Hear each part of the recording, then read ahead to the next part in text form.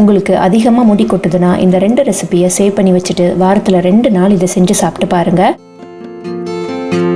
பேனில் 1/2 cup flax seeds சேர்த்துக்கோங்க. இதை ட்ரை ரோஸ்ட் பண்ணி நம்ம எடுக்க போகிறோம். ஒரு 3லேருந்து 4 நிமிஷத்துலேயே இந்த மாதிரி நல்லா வெடிக்க ஆரம்பிச்சிடும். வெடிச்சதுக்கப்புறமா இதை நம்ம அப்படியே ஒரு தட்டுக்கு மாற்றி ஆற விட்டுறலாம். கலர் மாறிடக்கூடாது, கருத்து போயிடக்கூடாது. அது ஒன்று மட்டும் கவனமாக பார்த்துக்கோங்க. 2 டேபிள் ஸ்பூன் உளுந்தம் பருப்பு சேர்த்துருக்கிறேன். பாதி ரோஸ்ட் ஆனதுக்கப்புறமா இதோட ஒரு 2 டேபிள் ஸ்பூன் அளவுக்கு பொட்டுக்கடலை சேர்த்துக்கலாம். பொட்டுக்கடலையும் உளுந்தம் பருப்பும் சேர்க்கறதுனால ஃப்ளாக்ஸ் சீட் பொடிக்கு நல்ல ஒரு வால்யூம் கொடுக்கும். அதையுமே ஃப்ளாக்ஸ் சீடோட சேர்த்து விட்டுருங்க. அதே பேன்லேயே 2 டேபிள் ஸ்பூன் வேர்க்கடலை சேர்த்துருக்கிறேன். வேர்க்கடலை சேர்க்கறதுக்குரிய முக்கியமான காரணம் ஃப்ளாக்ஸீடோட ஸ்மெல் சில பேருக்கு பிடிக்காது. ஸோ அதனால நம்ம வேர்க்கடலை சேர்த்தோன்னா அதனுடைய ஸ்மெல் கொஞ்சம் டாமினேட்டிங்காக இருக்கும். அதையுமே அதே பேன்லேயே சேர்த்து விட்டு ஆற விட்டுறலாம். அடுத்து பார்த்தீங்கன்னா ஒரு 1 டீஸ்பூன் எண்ணெய் விட்டு அதில் பூண்டு பல் சேர்த்துக்கோங்க. இங்கே நான் முழு பூண்டுனால 3 பூண்டு சேர்த்துருக்கிறேன். நீங்கள் நார்மலான சின்ன சின்ன பூண்டு சேர்த்திங்கன்னா ஒரு 10 பல்லேருந்து சேர்த்துக்கோங்க. காரத்துக்காக வரமிளகா ஒரு 8லேருந்து 10 சேர்த்துக்கோங்க. அடுத்து 1/2 கப்பு கருவேப்பிலை இலை,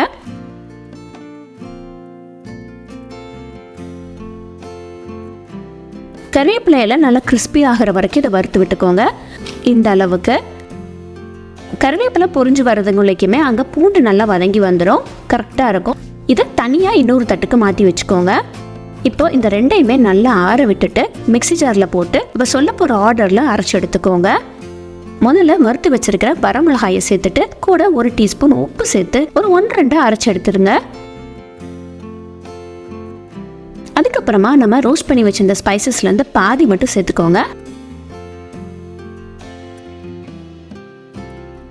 இதை குறைப்பாக அரைச்சி எடுத்துட்டு மிச்சத்தையும் சேர்த்து ஒரு 1/2 டீஸ்பூன் பெருங்காயத்தூள் சேர்த்துக்கிட்டு அரைச்சி எடுத்துட்டு வந்துடலாம். கடைசியாக பூண்டையும் கருவேப்பிலையும் போட்டு ஒரு 2-3 பல்ஸ் விட்டு எடுத்திங்கனாலே போதும். ரொம்ப அரைச்சிட்டிங்கன்னா பூண்டு சக்கையாக ஒட்டிக்கும். அதனால தான் பூண்டை நம்ம லாஸ்ட்டு போட்டு அரைக்கிறோம். இதை ஒரு ஏர்டைட் பாக்ஸில் போட்டு நீங்கள் 1 மந்த் வரைக்கும் தாராளமாக ஸ்டோர் பண்ணி வைக்கலாம். இதை வெறும் இட்லி தோசைக்கு இட்லி பொடியாக மட்டும்தான் சாப்பிட்ணும்லாம் இல்லை. சூடான சாதத்தில் நம்ம அரைச்ச இந்த பொடியிலேருந்து நல்ல மழை போல் தூவி விட்டு மேலே கொஞ்சம் நல்ல நெய்யோ விட்டு பிசைஞ்சு சாப்பிட்டு பாருங்கள். அட்டகாசமாக இருக்கும். டேஸ்ட் ரொம்ப சூப்பராக இருக்கும். கட்டாயம் இதை உங்கள் வீட்டில் ட்ரை பண்ணி பாருங்கள். ஒரு தட்டில் வேக வச்ச சாதத்தை நல்லா பரப்பி விட்டு ஆற விட்டுருங்க. அதுக்கப்புறமா ஒரு 2 டீஸ்பூன் அளவுக்கு எண்ணெயை விட்டு இந்த மாதிரி ஃபோர்க் ஸ்பூனை வச்சு நல்லா ஃப்ளஃப் பண்ணி விட்டுருங்க. இப்படி பண்ணுறதுனால சாதம் ஒன்றுக்கு ஒன்று ஒட்டாமல் நல்லா உதிரியாக வரும். அடுத்து ஒரு பேனில் ஒரு 1 டீஸ்பூன் அளவுக்கு எண்ணெய் விட்டுக்கலாம். இதுக்கு நல்லெண்ணெய் விட்டுக்கோங்க. எண்ணெய் காயவும் 1 டேபிள் ஸ்பூன் கடலைப்பருப்பு, 1 டேபிள் ஸ்பூன் உளுந்தம்பருப்பு, முழு உளுந்து, உருட்டு உளுந்து, அடுத்து 1/2 டீஸ்பூன் மிளகு சேர்த்துக்கோங்க. கூடவே 1/2 டீஸ்பூன் சீரகம்,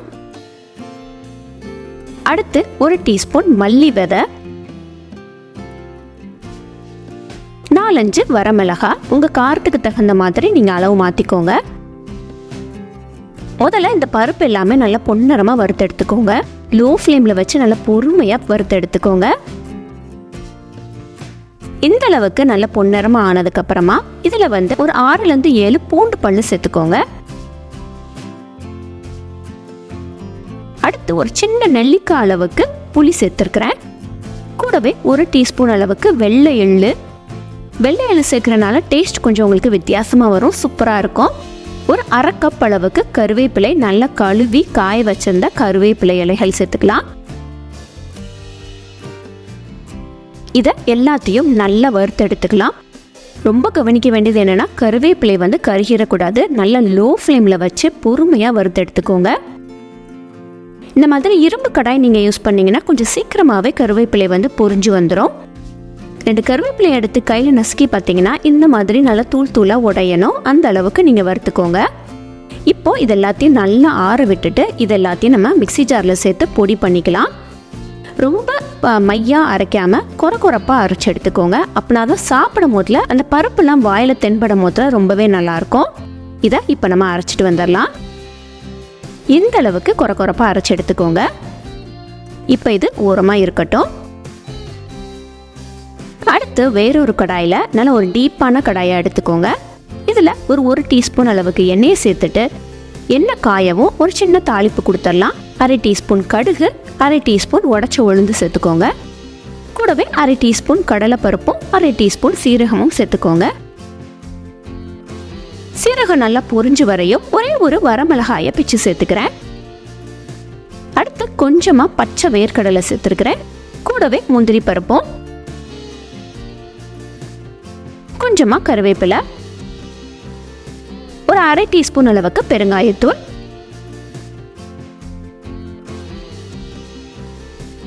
முந்திரி பருப்பு பொன்னரமாக ஆகிற வரைக்கும் வறுத்து எடுத்துட்டு நம்ம ஆற வச்சிருந்த அந்த சாதத்தை சேர்த்துக்கோங்க. சேர்க்கும் போதில் கையில் இந்த மாதிரி நல்லா உதுத்து விட்டு சேர்த்துக்கோங்க.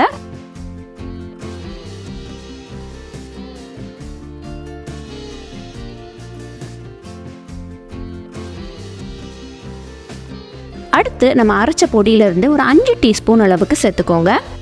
இது எல்லாத்தையும் நல்லா ஒன்று போல் கலந்து விட்டுறலாம்.